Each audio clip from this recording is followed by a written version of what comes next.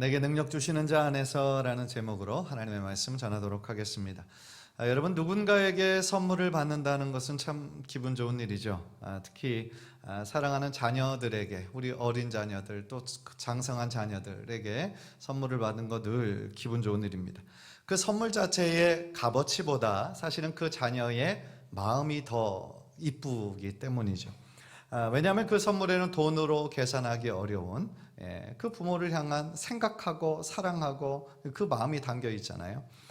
지금 생각하면 제가 초등학교 다닐 때에 그때 이제 어버이날에는 학교에서 이제 카네이션을 직접 이렇게 만들어 가지고 부모님에게 갖다 드리라는 활동을 한 적이 있었는데, 뭐 지금 생각하면 뭐 잘 만들지 않았죠. 뭐 색깔도 뭐 예쁘게 칠하지 못했고 재료도 또 그다지 좋은 재료도 아니고. 그런데 이제 학교에서 만들었으니까 이제 어머님에게 딱 이렇게 갖다 드리면 어머님이 다른 성도님들이 주신 좋은 것도 있어요. 좋은 거를 다 가슴에 타고 있다가 그거는 다 내려놓고 제가 드린 거를 딱 이렇게 타셨던 것이 기억이 나요. 그러니까 그게 뭐겠어요? 다른 것보다 그 자녀가 나를 생각해서 나를 이렇게 위해서 만들어준 그 마음이 너무 이쁘기 때문인 거죠. 오늘 본문은요, 빌립보서의 거의 마지막 부분인데, 바울은 여기 빌립보 교회 성도들의 그 선물을 생각할 때 제가 방금 말씀드렸던 그 마음이었을 것이다 라는 거죠. 그래서 에바브로디도 편을 통하여 빌립보 교회에서 마음을 모아서 지금 빌립보에게 그 바울에게 선물을 보냈습니다. 그리고 그들을 향한 감사와 아울러 지금 자족에 대한 귀한 말씀을 지금 하고 계신 것이죠. 사실 오늘 본문에서 가장 중요한 구절은 13절의 내용일 겁니다. 그러나 이 구절, 우리가 참 좋아하고 암송도 하는 그 구절인데요, 이 구절이 어떤 문맥 속에서 쓰였는지를 우리가 이해하면 더 좋아하게 되고 더 감사하게 된다라는 것이죠. 따라서 오늘 말씀을 통하여서 참된 자족의 의미가 뭔지, 그리고 우리 신앙생활에 어떻게 그것을 실천할 수 있을지 오늘 말씀을 통해 깨닫고 또 은혜 받는 복된 시간이 되기를 주님의 이름으로 간절히 축원합니다. 먼저 10절은요, 본문의 배경에 대해서, 오늘 본문의 배경에 대해서 말씀하고 있는데요, 제가 한번 읽겠습니다. 내가 주 안에서 크게 기뻐함은 너희가 나를 생각하던 것이 이제 다시 싹이 나미니 너희가 또한 이를 위하여 생각은 하였으나 기회가 없었느니라 그랬어요. 그러니까 제가 방금 전에 말씀드렸던 것처럼 빌립보 교회가 마음을 모아서 지금 에바브로디도 편에 감옥 안에 있는 바울에게 선물을 지금 보냈습니다. 그래서 그 선물이 무엇인지 나와 있지는 않지만 선교비였을 거다라고 우리가 예상할 수 있습니다. 그래서 바울은요, 내가 주 안에서 크게 기뻐한다라고 얘기합니다. 크게 기뻐하는 이유가 내가 진짜 이 감옥 안에서 너무 돈이 필요했는데, 내가 너무 궁핍했는데 너희 빌립보 교회가 그 물질적인 필요를 채워줘서 너무 고맙다. 물론 그 의미도 있겠죠. 그러나 그것 때문이 아니라 빌립보 교회 성도들이 자신을 계속 생각하면서 이 선물을 전하려고 했다는 그 마음, 마치 부모가 자식이 써준 그 삐뚤빼뚤한 그 편지를 보면서 기뻐하고 감사하는 것처럼 바로 그 마음이었다라는 거죠. 그래서 이 구절에서 너희가 나를 생각하던 것이 이제 다시 싹이 나미니 라고 얘기를 하거든요. 이제 다시 싹이 나미니, 그러니까 그것이 회복되었다라는 거예요. 그러니까 빌립보 교회 성도들이 감옥에 있는 그 바울을 도우려는 마음이 이제는 정말 그들의 행동으로 이어져서 그 모아진 금액을 에바브로디도 편을 통해 보낼 수 있었다라는 거죠. 그러니까 단순히 바울을 도우려는 생각이 생각으로만 멈추지 않고 어떤 행동으로, 구체적인 행동으로 표현되었음을 보고 바울이 기뻐한 거예요. 아까도 제일 처음에 말씀드렸던 것처럼 자녀들이 그 마음을 담아서 무엇인가 표현하려고 하면 그것 자체가 참 기쁘고 감사한 것처럼 바울도 그들의 선물을 보면서 그들의 마음을 읽은 것이죠. 그런데 이 말은요, 어떤 이유에서인지 몰라도 빌립보 교인들이 그전에는 행동으로 잘 연결되지 못했다라는 것을 암시하기도 해요. 왜냐하면 이제 다시 싹이 나미니라고 얘기하고 있잖아요. 그러니까 이 말을 통해서 뭐 바울이 그동안 나에게 왜 신경 쓰지 않았냐, 왜 선교비를 보내지 않았냐, 그래서 서운하다, 뭐 이런 거를 뜻하는 것은 아니었어요. 그런데 문자로, 편지로 보여지는 거기 때문에 그렇게 해석할 수도 있잖아요. 그래서 바울은 10절 제일 마지막 부분에서 이렇게 언급하는 거예요. 너희가 또한 이를 위하여 생각은 하였으나 기회가 없었느니라. 그러니까 무슨 뜻입니까? 너희들이 항상 나를 생각하고 기도하고 있었던 것을 내가 안다. 그런데 그것을 표현할 기회가 없었다라고 그렇게 말하고 있는 거죠.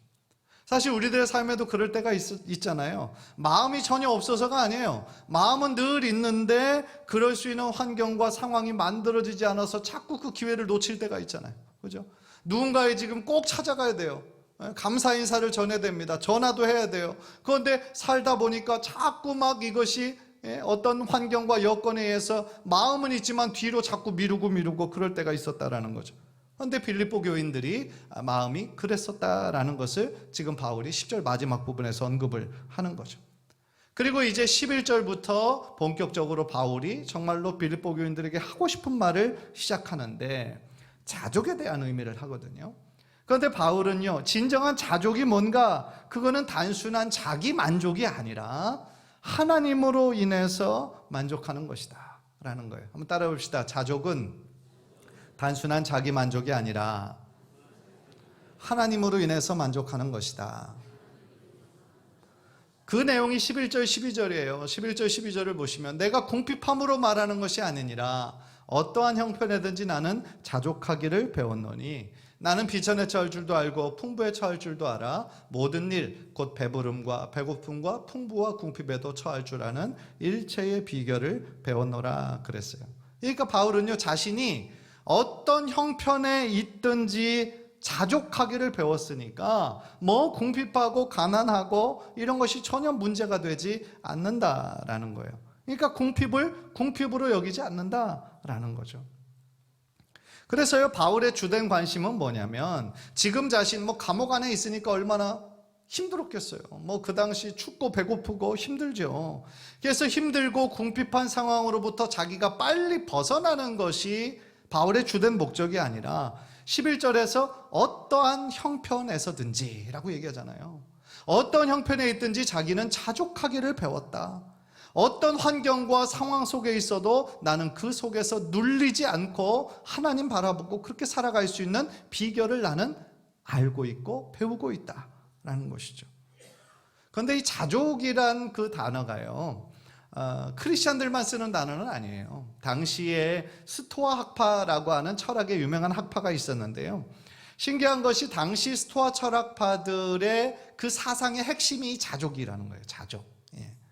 그래서 당시 스토아 철학자들이 도달하려는 어떤 경지, 그것이 이 자족의 경지였다는 거예요. 불교에서는 어떤 자기 깨달음에 있어서 열반의 경지에 이르는 것을 목표로 하는 것처럼 이 스토아 학파도 그것, 자족의 단계에 이르는 것을 목표로 하고 있었다라는 거예요. 그런데 이 자족의 단계에 이르기 위해서는 이 스토아 학파에서는 뭐라고 가르쳤냐면 신이 태어날 때부터 각자 그 자신에게 주어진 운명이 있다라고 믿는 거죠. 운명. 그래서 그 운명에 맡김으로 자족에 이르를 수 있다. 그렇게 가르쳤다라는 거예요. 그러니까 아무리 우리가 인간적인 힘으로 스스로 노력해도 바꿀 수 없는 그런 것들이 있잖아요. 그래서 그런 것들은 이게 신의 뜻이야. 그러니까 이거를 숙명이라 받아들여. 그래서 그 가운데서 만족하기를 추구한 것, 그게 어떤 사상이다? 스토아 학파의 사상이었다라는 거예요. 그래서 스토아 학파들은요, 이 자신의 욕심, 이 욕망, 그것을 제어하면 문제가 해결되는 것으로 생각을 한 거예요. 그래서 그들이 뭐라고 얘기했냐면 행복하기 원하면 자신이 가진 소유에 다른 것들을 더하기보다는 너 자신의 욕망을 좀 줄여라, 제어해라 라고 얘기를 했다는 거예요. 뭐 이 부분에 대해서는 불교의 가르침하고 비슷하기도 하고, 왜냐하면 그 욕심을 버리라고 많이 얘기하잖아요. 어떻게 보면 스토아 학파가 추구하는 그러한 자족과 우리 기독교인이 생각하는 자족과 겉으로는 조금 비슷하게 보일 수도 있을지 모르겠어요. 그러나 그 둘은 엄연히 달라요. 굉장히 달라요. 스토아 학파는 자신의 욕망을 다스림으로 혹은 숙명론적으로 받아들여서 바꿀 수 없으니까 이건 운명이야, 그냥 숙명이야, 받아들여, 그렇게 자족할 수 있다라고 보았지만 우리 크리스찬들은요, 어떤 환경과 상황을 바꿔서 그거를 바꿀 수 없기 때문에 숙명론적으로 받아들이는 것이 아니라 우리는 누구로 인해 만족해요? 하나님으로 인해 만족한다라는 거예요. 바울은 그 자족함이 누구 안에서 가능하다고 얘기하냐면 바로 예수 그리스도 안에서 가능하다라고 말하고 있는 거예요. 다시 말하면 우리가 어떤 상황 속에서도 가난하고 궁핍한 상황 가운데 있든지 아니면 반대로 풍부한 상황 가운데 있든지 자족할 수 있는 그것은 예수 그리스도가 우리에게 주시는 능력이다 라고 이야기를 하고 있는 거예요. 다시 말하면 지금 나의 모든 상황이 경제적으로 여러 가지고 힘들고 어려워요.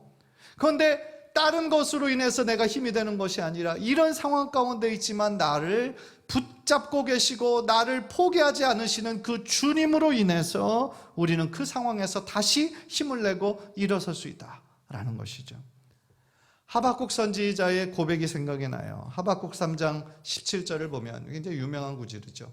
비록 무화과 나무가 무성하지 못하며 포도나무에 열매가 없으며 감람나무에 소출이 없으며 밭에 먹을 것이 없으며 우리의 양이 없으며 외양간에 소가 없을지라도, 우리 다음 다 같이 읽읍시다. 시작. 나는 여호와로 말미암아 즐거워하며 나의 구원의 하나님으로 말미암아 기뻐하리로다. 아멘. 17절의 그 내용을 생각해 보면요, 이게 최악의 상황인 거예요. 무화과 나무가 무성하지 않아요. 아니 거기서 나오는 소출로, 과일 어떤 열매로, 그것으로 먹고 사는 데 직업인데 열매가 없어요. 우리 한국도 지난 여름에 막 비가 엄청나게 많이 쏟아졌잖아요. 폭우가. 농사 지으시는 분들이 많은 타격을 입었어요. 저의 지인도 밤 농사를 짓는데 완전히 망했다고 그러더라고요. 비가 너무 많이 와가지고. 그러니까 자신의 1년 소출이 거기에 있는데 그게 안 됐다고 생각하면 이거 최악의 상황 아닙니까? 막막한 상황인 거죠. 양이 우리에 없어요. 외양간에 소가 없는 상황이에요. 정말 막막한 상황인 거죠. 아무런 희망이 보이지 않는 상황이에요. 그런데 그런 상황에서 하박국 선지자는 뭐라고 얘기합니까? 나는 완전히 끝났다. 난 이제 끝이야 라고 말하는 것이 아니라 나는 여호와로 말미암아 즐거워할 것이고 나를 구원해 주신 구원의 하나님으로 인해 나는 기뻐한다 라고 얘기하고 있잖아요. 사랑하는 성도 여러분, 참 신앙이 있는 사람은요, 이 믿음에 있는 사람은 자신의 환경과 여건을 탓하는 것이 아니에요. 환경과 여건을 뛰어넘는 사람이에요. 왜냐하면 어떤 환경 속에서도 나와 함께 하시는 하나님이 있기 때문인 거죠. 그 하나님을 붙잡고 있기 때문인 거죠. 그래서 그 하나님 때문에 우리가 기뻐할 수 있고 감사할 수 있다라는 것이죠. 사실 모든 일이 다 잘 되고 편안한 상황 가운데 있을 때 감사하는 거는 그건 상대적으로 쉽죠. 그렇죠? 그러나 우리 하나님은요, 어떤 상황 가운데 있든지 하나님께 감사하며 나오기를 주님은 원하시는 거예요. 우리를 둘러싼 환경과 상황을 뛰어넘을 수 있는 그 능력, 그것이 뭐예요? 그것이 바로 믿음이다 라는 것이죠. 주님은요, 우리로 하여금 이 환경 속에 매여 있는 어떤 조건 속에 정말 거기에 갇혀져 있는 그런 삶이 아니라 그 모든 것들을 통하여 하나님을 바라볼 수 있는 믿음을 가지기를 원하시는 거죠. 물론 쉽지 않죠. 쉽지 않습니다. 오늘 본문에 나온 것처럼 정말 비천한 상황 가운데 있을 때, 억울하게 감옥에 갇혀 있는 상황일 때, 배고픈 상황일 때 어떻게 감사해요? 많은 사람들이 본능적으로 왜 나에게 이런 일이 일어나는지, 그렇죠? 자꾸 어떤 탓을 할 수 있는 다른 사람을 찾고 원망하고 그러잖아요. 어떻게 감사하며 살아갈 수가 있겠어요? 그러나 우리가 아무리 힘들고 어려운 상황 가운데 있다 할지라도 그 문제를 뛰어넘어 하나님을 우리가 바라볼 때에 그 상황 속에서도 하나님의 선한 뜻이 있음을 우리가 믿음으로 발견하게 되고, 이 시간도 하나님의 계획 가운데 있음을 믿습니다. 하나님께서 주신 고난이라면 인내하게 하시고 이 고난의 시간을 통하여 더욱더 다시 한번 믿음을 붙잡고 일어나게 하옵소서. 그렇게 기도하는 마음으로 나아갈 때 하나님의 그 신실하신 역사하심이 우리들의 삶 가운데 시작될 줄 믿습니다. 구약과 신약을 여러분들이 읽어보면요, 믿음의 사람들의 이야기가 가득하잖아요. 그런데 어떤 믿음의 사람들도 보면은 아무런 문제 없이 그냥 처음부터 끝까지 순탄하게 지나간 사람은 한 사람도 없어요. 아브라함도 그렇고요, 야곱도 그렇고 요셉도 그렇고요, 모세와 여호수아의 삶도 생각해 보세요. 그들의 삶 속에 물론 아무 일도 없는 편안한 시간도 있었지만 많은 시간이 고난과 고통과 광야와 같은 시간이었어요. 다윗도 왕이고 하나님의 마음에 합당한 사람이라는 칭찬을 얻은 사람이지만 그의 삶의 왕으로 편안할 때는 사실은 길지 않았어요. 대부분의 시간은 사울에게 쫓겨서 억울한 삶 가운데 살았고, 가까운 사람한테 심지어 아들에게도 모함을 받아서 쫓기기도 하고, 그런 삶을 살았던 사람이죠. 예언자들은 어떻겠어요? 예레미야 같은 사람은요, 눈물의 선지자라는 별명이 있어요.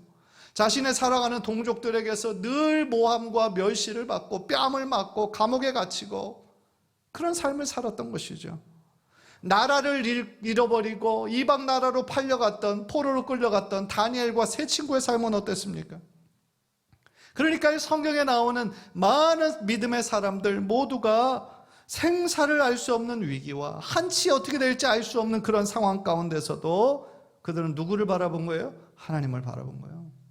하나님을 바라보면서 하나님께서 지금도 일하고 계시고 나와 함께 하심을 확신하고 있었기 때문에 그들의 삶에 감사할 수 있었고 기뻐할 수 있었다라는 거죠. 마찬가지예요. 우리의 삶도 다 어렵습니다. 문제 없는 인생은 없어요. 겉으로는 멀쩡해 보이죠. 그런데 조금만 깊게 얘기해 보면은요, 누구에게나 가슴 아픈 일이 있습니다. 그러니까 그것 때문에 하나님 앞에 간절히 기도할 수밖에 없는 상황이 다 있는 거예요. 그런 면에서 우리는 기도할 수 있는 우리의 아버지 하나님이 우리들에게 계시니 얼마나 감사하냐는 거예요. 기도에 관한 한 책에서 본 이야기예요. 평생을 자신만을 믿고 아주 똑똑하게 살아온 한 여성이 있었어요. 서울대를 나오고 미국 유학을 가서 박사학위까지 받고 미국에서 대학교 교수가 됐어요. 성공한 여성이죠. 그런데 그녀는 어렸을 때부터 철저한 무신론자로 살았어요. 신이 없다. 그냥 자기 노력으로 그렇게 의지하며 살아왔던 사람이죠. 그런데 그녀가 이제 결혼을 했어요. 결혼을 하고 자녀를 낳았어요. 거기까지는 참 문제가 없었죠. 그런데 그 아이에게 아토피 증상이 너무 심했던 거예요. 그 아이가. 그래서 말도 못하는 그 아기가 너무너무 가려우니까 밤새 긁고 피가 날 때까지 긁고 밤새 자지 못하고 고통스러워하는 모습, 그 아기가 그런 모습 보면 얼마나 마음이 아파요. 그러니까 이 여성의 마음이 엄마로서 갈기갈기 찢어지는 거죠. 그런데 그 아토피 증상으로 인해서 한 몇 년을 그렇게 아이가 고통받는 모습을 보면서 그녀의 마음이 너무너무 힘들었던 거예요. 그래서 가족들이 모였을 때 그 가족들에게 이렇게 탄식했다는 거예요.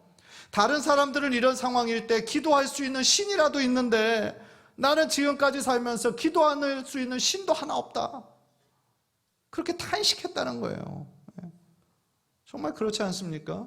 우리가 인생 살아가면서 우리가 정말 계획한 대로 모든 것이 다 잘 이루어지던가요? 물론 그런 경우도 있겠지만 그러지 못한 경우가 더 많은 있지 않던가요? 우리 힘으로 감당할 수 없는 그런 상황들을 우리가 얼마나 많이 만납니까? 그러나 만약에 우리가 기도할 수 있는 하나님이 없었다면 정말 우리들의 삶은 문제죠. 절망이죠. 어떻게 하겠어요? 그러나 어려운 상황 가운데 있다 할지라도 우리에겐 기도할 수 있는 하나님이 계시잖아요. 기도할 수 있는데 하나님께 기도하면 되잖아요. 다른 세상 사람들은 이해하지 못하고 공감하지 못한다 할지라도 우리가 하나님 앞에 나와 아버지라고 부르면서 간절히 부르짖을 수 있잖아요. 그 얼마나 다행스러운 일입니까? 한 집사님이 함께 제자훈련하면서 자신의 인생 중에 가장 잘한 게 예수님 믿은 거라고 고백하더라고요. 내 인생 한 60 넘어서 한 60대 초반까지 그렇게 살았는데 참 자기가 이렇게 뒤돌아보면서 생각해 보니까 가장 잘한 거 예수님 믿은 것 같아요. 그런데 그 고백 들으면서 너무너무 마음이 기뻤어요. 정말 그렇지 않겠어요? 여러분들 인생에 가장 잘한 게 뭐라고 생각하세요? 사업 성공한 거요?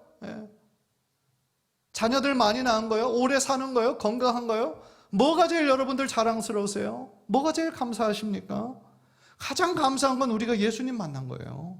예수님 만나서 이 죄의 문제 해결함 받았다는 얘기고요. 천국 갈 수 있다는 거고요. 하나님의 자녀로 하나님을 아버지라 부르며 나아가 기도할 수 있다는 거 아니겠어요? 자녀됨의 특권을 누리고 있는 이 사실보다 더 중요한 사실이 어디 있겠어요?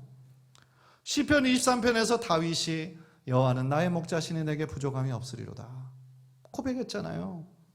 하나님이 나의 목자가 되어주시니까 부족함이 없는 거예요. 실제적으로 그의 삶 가운데 왜 어려움이 없었겠어요? 왜 부족함이 없었겠어요? 그러나 하나님이 내 목자가 되어주신다라는 믿음과 확신이 있으니까 그 다른 어떤 것이 큰 문제가 안 되는 거예요. 왜? 하나님께서 이 문제도 해결해 주실 거고 푸른 초장으로 쉴 만한 물가로 인도하실 것을 마음에 확신하고 있기 때문인 거죠. 그런 면에서 우리 옆에 분에게 한번 이렇게 인사하십시다. 하나님이 당신의 선한 목자가 되어주십니다. 예. 그것으로 충분합니다. 예. 그것으로 충분한 거예요. 예. 그게 자족인 거예요. 하나님으로 인해서 충분한 거, 하나님 한 분으로 인해서 나는 만족하는 거, 감사하는 거, 그게 자족이라는 거예요. 그게. 예. 한절을 바라기는 우리가 어떤 상황 가운데 있든지 나를 늘 붙잡고 계시는 분이 계시잖아요. 세상은 나를 잊어버리고 세상은 나를 인정해 주지 않는다 할지라도 나를 주목해 주시는 분이 계시잖아요. 나를 끝까지 사랑해 주시는 분이 계시잖아요. 하나님이시잖아요. 그 하나님 한 분만으로 인해서 기뻐하고 감사하고 또 하나님께 소망을 두며 살아나가는 우리 성도님들 모두 되시기를 주님의 이름으로 간절히 축원합니다. 두 번째로요, 오늘 우리 본문의 고백을 통하여서 오직 예수님만이 나의 능력이 되심을 우리가 발견할 수 있어요. 한번 따라해 봅시다. 오직 예수님만이 나의 능력이 되신다. 네. 13절 보세요. 13절 우리 다 함께 읽겠습니다. 시작. 내게 능력 주시는 자 안에서 내가 모든 것을 할 수 있느니라. 아멘. 우리가 참 좋아하는 구절이에요. 그런데 우리가 제일 좋아하는 부분은 사실은 뒷부분이에요. 내가 모든 것을 할 수 있다, 이 부분. 그죠? 내가 꿈꾸고 바라는 거 막 좀 대박 났으면 좋겠고 막 자녀 잘 됐으면 좋겠고 내가 모든 걸 할 수 있다. 좋다. 너무 좋다. 예. 물론 전혀 틀린 말은 아니에요. 그런데 중요한 거는 누구 안에서 할 수 있느냐는 거죠. 우리가 누구 안에서. 예. 내게 능력 주시는 자 누구실까요? 예수 그리스도죠. 하나님이시죠. 예. 이 구절에서는 바울이 예수 그리스도라는 말을 언급하고 있지는 않지만 디모데전서 1장 12절을 보니까 이렇게 말씀하거든요. 나를 능하게 하신 그리스도 예수 우리 주께 내가 감사함은. 나를 능하게 하시고 나에게 능력 주시는 분이 누구라는 거예요? 예수 그리스도라는 거예요. 예. 따라서요, 바울은 방금 직전에서 얘기했던 것처럼 내가 어떤 환경에 있든지 승리할 수 있는 그 능력을 주시는 분이 바로 누구시다? 예수님이시다. 그래서 그것을 단순히 안 것이 아니라 확신하고 있었던 거예요. 그런데 이 구절은요, 우리가 좀 문맥 속에서 이해할 때 이 모든 것이 무엇인지 조금 더 우리가 폭넓게 이해할 수 있어요. 바울이 13절에서 13절 다시 보여주세요. 13절에서 언급한 이 모든 일이라는 거는요, 모든 것이라는 거는 12절에서 언급했던 모든 일하고 똑같은 거예요. 그러니까 12절에 나왔던 일이 뭡니까? 자신의 필요조차 공급되지 않는 그 궁핍함 속에서도, 혹은 모든 필요가 다 채워져서 충분한 상황 가운데 있는 풍부함 속에 있다 할지라도, 즉 모든 상황 속에서 지낼 수 있는 능력, 그것이 여기서 말하는 모든 것인 거예요. 즉 우리가 예수 그리스도 안에 있을 때, 우리가 예수 그리스도와 연합하여 있을 때, 우리가 예수 그리스도를 꽉 붙잡고 있을 때 그런 능력이 내 삶 가운데 나타나게 된다라는 거죠. 바울은 이미 12절에서 자신이 비천에 처할 줄도 알고 풍부에 처할 줄도 안다 그랬어요. 자신이 직접 경험했다라는 거죠. 경험했다라는 거예요. 그리고 각각 상황에 처했을 때 자신이 어떻게 해야 할 줄 자신이 너무나 잘 안다라는 거예요. 가난하고 궁핍할 때는 어쩔 수 없으니까 그냥 그 상황 가운데서 견뎠고, 풍부함이 있었을 때는 그냥 그것을 즐기면서 살았다, 단순히 그런 뜻이 아니에요. 오히려 바울의 이 말은 자신이 가난할 때도 궁핍할 때도 늘 하나님을 향한 적극적인 마음으로 살았고, 부유함이 하나님의 은혜 가운데 주어졌을 때 그 부유함이 주는 유혹들에 빠지지 않고 그 부유함을 하나님의 영광을 위해 사용하는 법을 배웠다라는 뜻이죠. 가난하든지 부하든지 그것에 적합한 신앙적인 태도를 본인은 알고 있다, 그런 뜻이에요. 그런데 실제로요, 우리 주변에 많은 사람들이 이 두 가지 상황일 때 올바로 대처하는 법을 잘 몰라요. 잘 모릅니다. 예를 들어 계속 가난하게 사시던 분이 갑작스런 어떤 부가 주어졌을 때 그것을 어떻게 해야 될지 잘 몰라요. 그러니까 주어진 돈을 쉽게 낭비해요. 뭐 복권으로 그것을 얻었다고 해서 그의 인생이 완전히 달라질 것 같잖아요. 처음엔 그럴 것 같지만 얼마 지나지 않아서 다 허비해버려요. 관계가 다 깨져버려요. 그 전의 상태보다 더 안 좋은 상태로 돌아가는 사람들이 여럿 있어요. 반대의 경우도 있어요. 풍부한 삶을 살았어요. 한 번도 어려운 삶을 경험해보지 않았어요. 그런데 갑자기 사업이 실패가 나고 부모님이 부도가 나고 바닥으로 떨어진 사람들은 그 자신이 살아왔던 그것과 완전히 다른 삶을 살게 되는 것을 감당하지 못하는 거예요. 그래서 너무나 쉽게 좌절하죠. 다시 일어서지를 못하는 거예요. 그러다가 자신의 인생을 비관하고 포기하는 사람들도 여럿 있는 것이죠. 따라서 바울이 이야기하는 것처럼요, 비천에 처할 줄 아는 거, 가난하고 어려운 그 상황 가운데서 어떻게 해야 할 줄을 아는 것도 그것도 비밀인 거고, 반대로 풍부에 처할 줄 아는 것, 그것도 비밀인 거예요. 왜냐하면 주님을 모르는 사람들은 그런 능력이 없다니까요. 그 능력이 저절로 주어지지 않는다니까요. 따라서 바울은 그 능력의 비밀, 그 일체의 비밀이 오직 예수 그리스도 안에 있다 라고 지금 얘기하고 있는 거예요. 그 능력의 근원이 자기에게 있는 것이 아니라, 세상에게 있는 것이 아니라 오직 주님으로부터 나온다라는 거예요. 왜냐하면요, 우리들의 지식과 경험과 능력에 의지하면 그거는 유한하잖아요. 여러분들 가지고 있는 지식, 경험이라는 것이 뭐 절대적입니까? 그러지 않잖아요. 언제나 한계가 있잖아요. 그것은 유한하고 환경과 상황에 따라 너무나 유동적이잖아요. 그러나 우리는 영원히 변하지 않는 하나님의 말씀을 의지하고 말씀하시는 하나님을 신뢰하고 하나님을 우리가 의지한다면 우리는 주님이 원하시는 그 모든 일을 주님의 뜻 가운데서 할 수 있다라는 것이죠. 사랑하는 성도 여러분, 언제나 기억하십시다. 우리에게 참 능력을 주시는 분은 오직 하나님이십니다. 세상이 아니에요. 인맥이 아니에요. 오직 하나님만 의지하고 하나님의 능력을 우리가 풍성히 받아서 주님 안에서 주님이 기뻐할 수 있는 그 모든 일을 능히 감당하시는 우리 귀한 성도님들 모두 되시기를 주님의 이름으로 간절히 축복합니다. 한번 따라해 봅시다. 내게 능력 주시는 자 안에서 내가 모든 것을 할 수 있느니라. 할렐루야. 그런데 그 구절을요, 우리가 약간만 다르게 적용을 해보면, 우리가 예수 그리스도를 의지하지 않으면 우리는 아무것도 할 수 없다라는 뜻이 되기도 하는 거예요.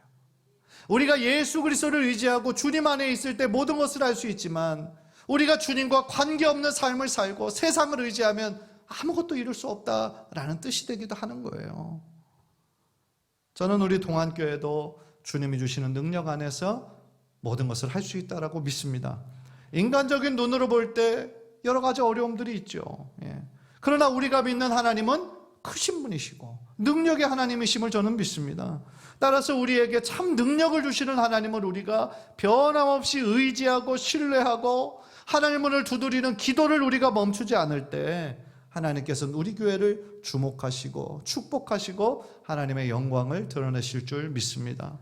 간절히 바라기는 오늘 본문에 나온 이 바울처럼 오직 하나님을 의지하고 오직 예수 그리스도 안에서 모든 것을 할 수 있다라고 믿는 그 믿음과 확신으로 지금 여러분들이 처한 모든 환경과 상황을 뛰어넘어 주님 앞으로 믿음으로 나아가는 귀한 성도님들 모두 되시기를 주님의 이름으로 간절히 축원합니다.